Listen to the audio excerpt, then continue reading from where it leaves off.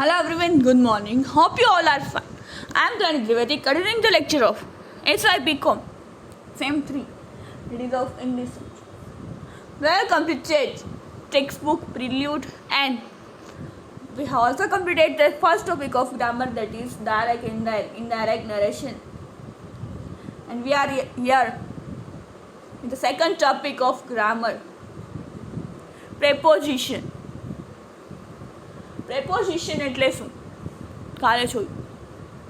Preposition are words that appear in front of nouns, noun phrase, pronouns. Preposition શું છે? તો કે શબ્દો છે.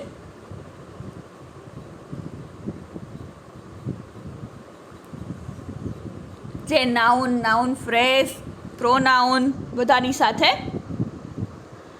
વપરાય છે. વર્બ સાથે, એડજેક્ટિવ અને એની સાથે વાક્યમાં એનો ઉપયોગ થાય છે. The words that follow prepositions are called their objects. જે શબ્દો preposition પછી આવે છે એને ઓબ્જેક્ટ કહેવામાં આવે છે. ક્રિયા કર્મ. And the prepositions are said to govern them. preposition એને પર govern them એટલે કે એના પર ડિપેન્ડ હોય છે વાક્યનો અર્થ. The preposition together with its object from prepositional phrase. Look at the examples of preposition which link the underlined words in the sentence below. Okay, જો એ preposition છે એટલે preposition એટલે આપણે કાલે બી વાત કરી. In, on, under, above, in front of, behalf of, behind.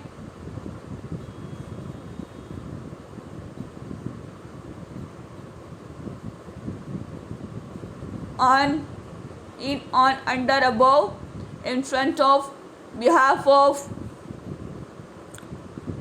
at, with. એવા બધા શબ્દો એ preposition છે.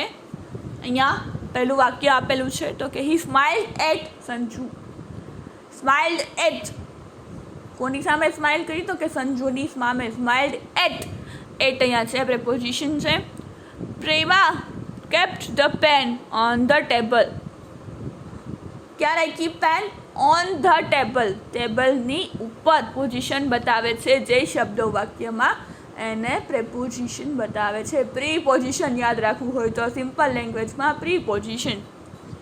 they were good to her. to એ લોકોની સાથે સારો વ્યવહાર કરતા હતા. Meena is found of reading.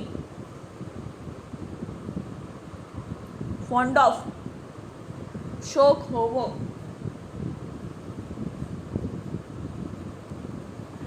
Through a preposition is usually placed before the word it governs. It also appears sometimes in the positions, in other positions. For example, Dr. Siddiq is the person I spoke to. શું કહે છે?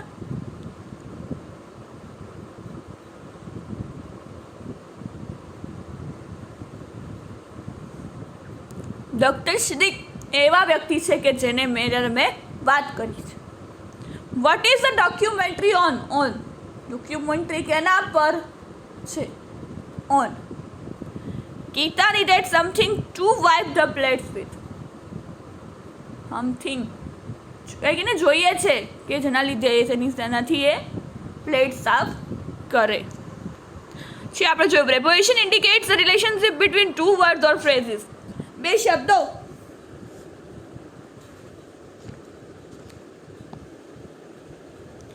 વચ્ચેનું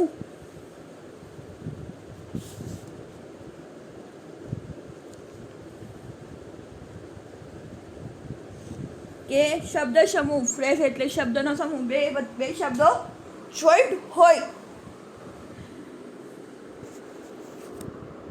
એનું relation બતાવે છે. We stood under the tree. કાલે આપણે જોયું કે આપણે ટ્રી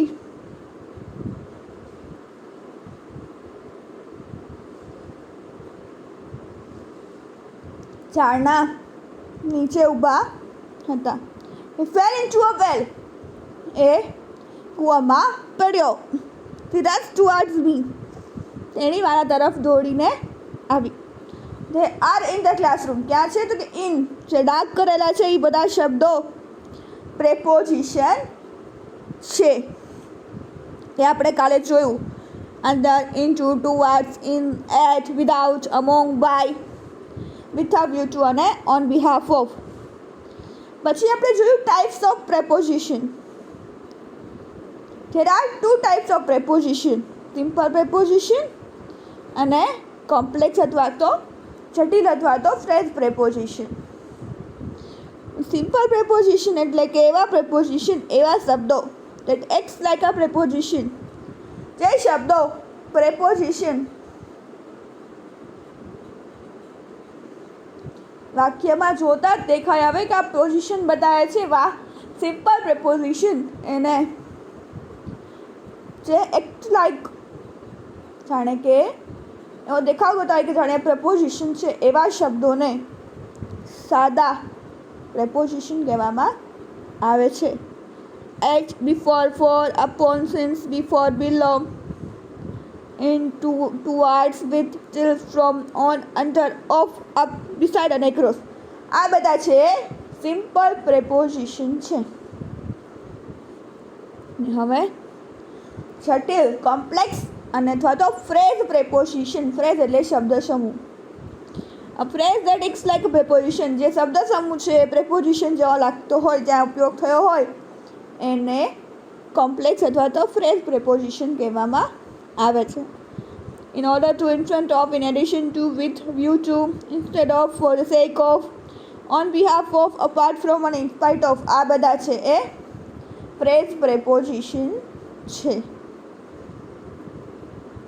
હવે પૂછાશે કઈ રીતે તમને, તો એવા બે છે, કારણ તમને blank file filling the blank ખાલી જગ્યા આપી હોય કે એવા તમારે એક પ્રેપોઝિશન મૂકવાનો હોય, 3 ઓપ્શન આપ્યા હોય, અને અથવા તો વાક્ય આ રીતે આપેલું હોય, mark the preposition the following sentence, આ રીતે વાક્ય આપ્યું હોય અને એમાંથી પ્રેપોઝિશન ગોતવાનું હોય.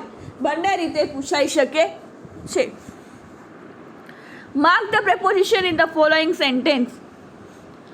Praying to God is his daily routine. Praying to એટલે અહીંયા આવશે to. પહેલાનું પ્રેપોઝિશન છે to. The dog barked at the stranger. કોની સામે બસ્યો? અજાણ્યા માણસની સામે. at preposition. The train reached the station before time. Train છે ટાઈમ પહેલા સ્ટેશને પહોંચી ગઈ. before. He has been solving the sum for 2 hours. શું કહે છે? 2 કલાકથી એના દાખલા સોલ્વ કરે છે. 4. I am with you. with સાથે. Look at this picture. at. He fell off his bike. off. I am walking under him. under. It is beyond my capacity. beyond. Sign here on behalf of your father.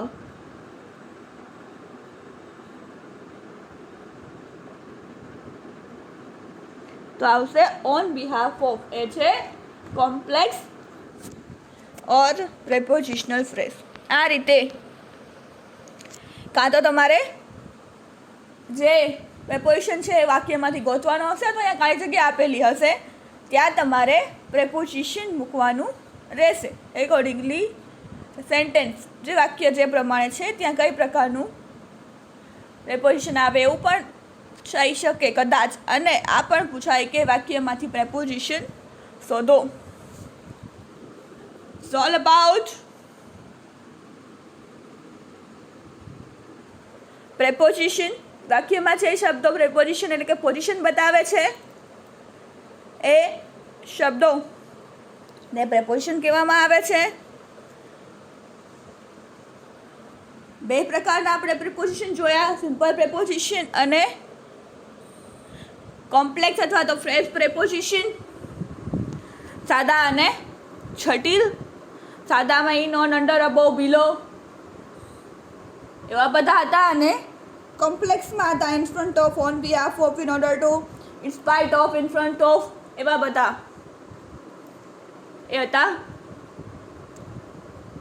Phrase preposition એટલે કે complex જટિલ શબ્દ સમૂહ વાળા preposition હતા. Example જોયા કે ક્યાં ક્યાં પ્રેપોઝિશન આ વાક્યમાં છે, તો વાક્યમાંથી કેમ શોધવા એ આપણે જોયું.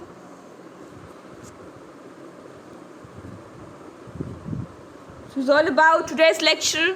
We'll continue in the next lecture. Thank you for listening. Have a nice day.